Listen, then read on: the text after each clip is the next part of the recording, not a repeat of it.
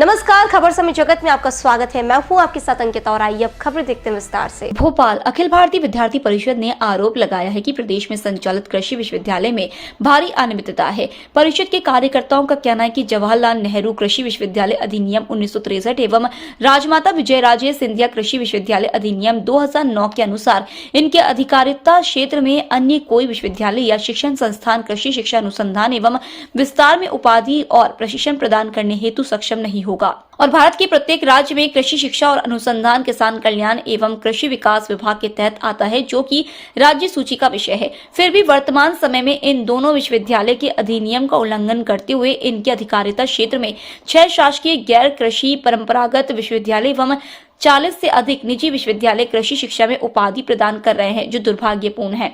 उन्होंने सरकार से मांग करते हुए कहा कि वर्तमान में प्रदेश में संचालित शासकीय गैर कृषि परंपरागत विश्वविद्यालय एवं निजी विश्वविद्यालयों द्वारा दी जा रही कृषि पाठ्यक्रमों में फर्जी उपाधि डिग्री तुरंत प्रभाव से बंद हो और उन पर कठोर कार्रवाई की जाए। साथ ही भविष्य में कृषि शिक्षा के अनुसंधान एवं विस्तार की गुणवत्ता को सुनिश्चित करने हेतु राज्य स्तर पर विनियामक निकाय का गठन किया जाए, जो सभी कृषि उपाधि प्रदान करने वाले संस्थानों में प्रवेश प्रक्रिया, पाठ्यक्रमों, अर्हताएं, सीटों का निर्धारण एवं कृषि शिक्षा अनुसंधान एवं विस्तार की गुणवत्ता सुनिश्चित करे। जैसा कि हम सब लोग जानते हैं कि कृषि और कृषि शिक्षा अपने देश प्रदेश में अपनी आजीविका के मुख्य केंद्र बिंदु में रहता है।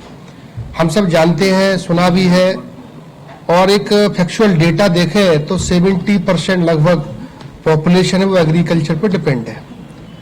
तो इससे पता चलता है कि एग्रीकल्चर कितना इम्पोर्टेंट सेक्टर है। और हमने कोरोना के समय में देखा, जब पूरा देश बंद था, कोई सेक्टर काम कर रहा था, खाना खिलाने का काम कर रहा था, दूध पहुंचाने का काम कर रहा था, वो एग्रीकल्चर सेक्टर और किसानों की बहुत बड़ी भूमिका थी। और जब कोरोना में हम जितनी बड़ी जंग जीत पाए, इसका जो पीछे का जो मुख्य कारण मैं समझता हूं वो किसान ही थे, जिनके बलबूते हमने कोरोना की भीषण जैसी जो त्रासदी थी हमने उसको पार ही नहीं किया। हम देश में सबसे ज्यादा जल्दी हमने इसको सॉल्यूशन पे गए हम। तो कृषि का जो विषय है, अभी धीरे धीरे राष्ट्रीय शिक्षा नीति आई, धीरे धीरे कृषि के लेके छात्रों में एक फोकस बढ़ा, एक कैरियर के रूप में एग्रीकल्चर को एक भाग दौड़, एक छात्रों में एक उत्साह देखने को मिल रहा है। राष्ट्रीय शिक्षा नीति में भी GR रेशियो बढ़ाने की बात की गई है। अब ये पूरे देश भर में कृषि के छात्रों की संख्या देखें तो पूरे जो स्ट्रीम मिला है मेडिकल, उसका 1% एग्रीकल्चर में आता है, लेकिन ये दिन पर दिन बढ़ रहा है। उसका एक कारण ये है कि एक जो माहौल है कृषि के प्रति, जो एक धारणा थी, ये धारणा ऐसी थी कि एग्रीकल्चर का पढ़ने वाला जो विद्यार्थी है पिछड़ा है, गांव का है, इसको कुछ आता नहीं है, वो एग्रीकल्चर लेते हैं। लेकिन विद्यार्थी परिषद ने एग्रीविजन के माध्यम से धारणा बदलने का काम भी किया। किसान जमीन सूखी है, बिना कपड़े के बैठा हुआ है, ये चित्र कैलेंडरों में लगते थे। तो कैसे देश का युवा किसान बनेगा, कैसे कृषि की पढ़ाई करेगा? तो हम सब लोगों ने, विद्यार्थी परिषद के कार्यकर्ताओं ने इस तरह के चित्रों का विरोध किया, जो स्वाभिमान के प्रॉस्पेरिटी, समृद्धि के प्रतीक है, उनको भिखारी की तरह दिखाने का काम इस देश में लंबे समय तक किया गया। और धीरे धीरे आज देश का युवा समझ रहा है, इसलिए कृषि के क्षेत्र में युवाओं की भारी संख्या मैं देख रहा हूं कि कभी यहाँ 20-20 हजार 30 हजार लोग PAT देते थे, आज वो 1 लाख की संख्या में पहुंच गए। तो कृषि की महत्वता, कृषि शिक्षा की महत्व तो था, लेकिन धीरे धीरे इसका स्कोप बढ़ रहा है, छात्रों में क्रेज है। तो लेकिन जो शिक्षा माफिया है वो तुरंत इस चीज को भाप लेते हैं कि किस तरह से फ्लो कहाँ जा रहा है। आज इंजीनियरिंग के कॉलेजों की दशा ऐसी है कि जो इंजीनियरिंग कॉलेज थे वहाँ आज स्कूल चल रहे हैं, जो इंजीनियरिंग कॉलेज थे वहाँ कोई डिप्लोमा के कोर्सेज चल रहे हैं।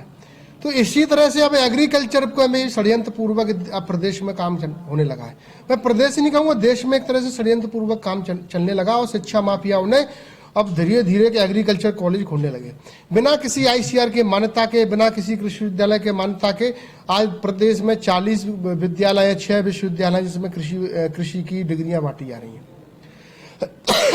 और जो विक्रम विश्वविद्यालय जो ट्रेडिशनल यूनिवर्सिटी उसमें कोर्सेज चालू कर दिए, रानी दुर्गावती विश्वविद्यालय जबलपुर में कोर्सेज चालू कर दिए। तो कहने का मतलब ये है कि दुर्गावती में विक्रम विश्वविद्यालय पहले से इतनी समस्या है, जो कोर्सेज चल रहे थे उसमें एग्रीकल्चर कोर्सेज ऐड कर दिया कहने के लिए कि हमने एक कोर्स और बढ़ा दिया, लेकिन हमने वहाँ ना फैकल्टी बढ़ाई, ना हमारे पास लैब बढ़ाई, ना लाइब्रेरी बढ़ाई, ना हमने क्लासरूम बढ़ाया। तो ये कोर्सेज बढ़ाने से कैसे क्वालिटी मेंटेन होगी? तो ये पूरी कॉन्फ्रेंस का जो प्रेस कॉन्फ्रेंस का जो ऑब्जेक्टिव वो उद्देश्य है ये है कि कृषि शिक्षा को गुणवत्ता युक्त किया जाए, कि इंजीनियरिंग की तरह इसका बंटाधार ना हो।